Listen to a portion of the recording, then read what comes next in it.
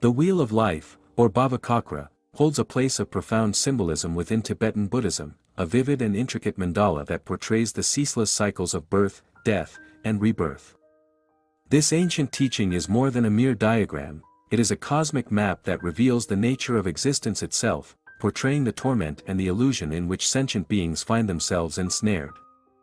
To gaze upon the wheel is to confront the deepest mysteries of life and death, and to glimpse the possibility of liberation from the relentless turning of the cycle known as samsara. Within the layers of this symbolic wheel lies a profound psychology, metaphysics, and ethical vision that have captivated seekers for centuries and continue to challenge modern minds. At its center, the Wheel of Life depicts three animals, a pig, a snake, and a rooster, each biting the tail of the other, symbolizing the three poisons of ignorance, hatred, and desire. These fundamental afflictions are the primal forces that drive the perpetual motion of the cycle. The pig represents ignorance, the root of all suffering and delusion, obscuring the true nature of reality. The snake embodies aversion and hatred, the reactive impulse that fuels conflict and separation. The rooster stands for attachment and craving, the insatiable hunger that binds beings to endless striving. Together, these poisons sustain the endless turning of the wheel, trapping consciousness in samsara's grip. Surrounding this triad are the six realms of existence, vividly illustrated and representing the diverse forms of life through which beings reincarnate, each realm a manifestation of karma's consequences. The gods, devas, dwell in a realm of bliss and luxury, yet even this realm is impermanent and subject to decline, illustrating that pleasure alone cannot end suffering. The jealous gods, asuras, consumed by envy and conflict, embody aggression and endless competition. Humans inhabit the realm of opportunity, uniquely positioned to pursue enlightenment due to their capacity for awareness and ethical choice, yet often distracted by desire and ignorance.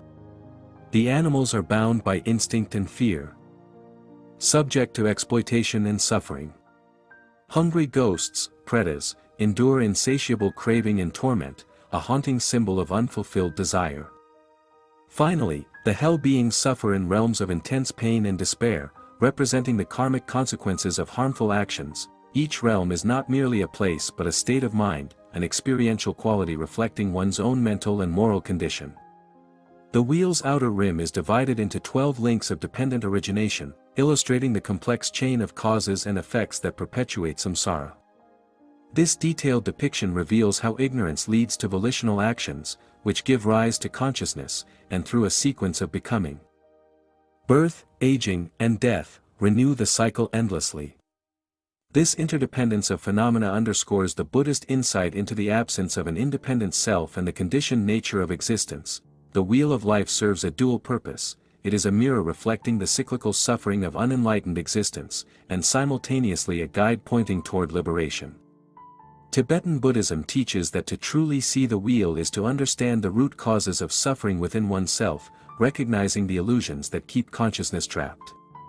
Through ethical conduct, meditation, and wisdom, one can transcend the cycle and attain nirvana, the cessation of birth and death. Integral to this teaching is the concept of bardo, the intermediate state between death and rebirth, where consciousness remains unattached before taking a new form. The Tibetan Book of the Dead, Bardo Thodol, offers detailed guidance for navigating this liminal realm, emphasizing that awareness and insight at this moment can lead to liberation or rebirth into favorable conditions. This emphasis on the transitional state highlights the fluidity of consciousness and the critical opportunity death presents for spiritual awakening. The symbolism and psychological depth of the Wheel of Life resonate with universal human experience. The three poisons are recognizable not only as Buddhist abstractions but as fundamental emotional patterns that govern human behavior across cultures and epochs. The six realms, while mythic, correspond to varied states of suffering and aspiration familiar in everyday life. The cycle's relentless turning mirrors the patterns of addiction, attachment, and aversion that characterize human existence, and the potential to break free echoes the universal longing for peace and meaning. Modern interpreters often see in the Wheel of Life a profound psychological metaphor, where death and rebirth represent the constant transformations of the self, the death of old patterns, and the birth of new awareness. The teaching invites us to contemplate impermanence not as a source of despair but as a spur to mindful living. It encourages the cultivation of compassion. Recognizing that all beings suffer in samsara's cycle and that liberation is not merely personal but intertwined with the salvation of others, yet beyond metaphor, the will stands as a testament to a worldview that embraces mystery rather than denying it. Tibetan Buddhism does not shy from the unknown but confronts death and rebirth with a fearless honesty, combining ethical rigor with mystical insight. It acknowledges that existence is a dynamic process, ever unfolding in cycles, but that these cycles need not be endless for the awakened. In contemplating the wheel of life, one is drawn into a timeless dialogue between the finite and the infinite, the known and the unknowable. It challenges us to question the nature of self, the forces that bind us, and the possibility of liberation through understanding and compassion. It offers a map not just of death and rebirth but of the human heart itself, spinning between suffering and awakening, trapped yet yearning, lost yet capable of finding the path home beyond the wheel's turning.